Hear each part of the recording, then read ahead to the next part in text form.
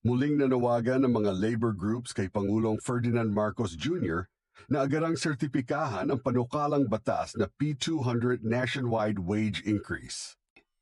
Inulit ng mga miyembro ng National Wage Coalition ang kanilang apela habang itinutulak nila ang sertipikasyon ng panukala upang matiyak ang pagpasa nito bago ang pagtatapos ng 19th Congress. Nag-break ang Congress noong Pebrero 5, 2025 upang bigyang daan ang campaign period para sa eleksyon 2025. Magbabalik ang sesyon sa Hunyo 2 hanggang siniday adjournment sa Hunyo 13, 2025.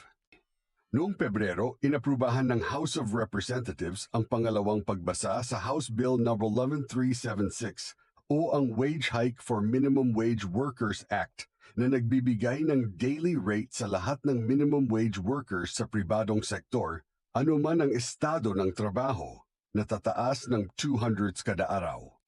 Marso 2024 nang aprubahan ng Senado ang PIA 100 legislated daily minimum wage hike para sa pribadong sektor. Samantala, hinimok ng WC si Marcos na makipagpulong sa labor leaders.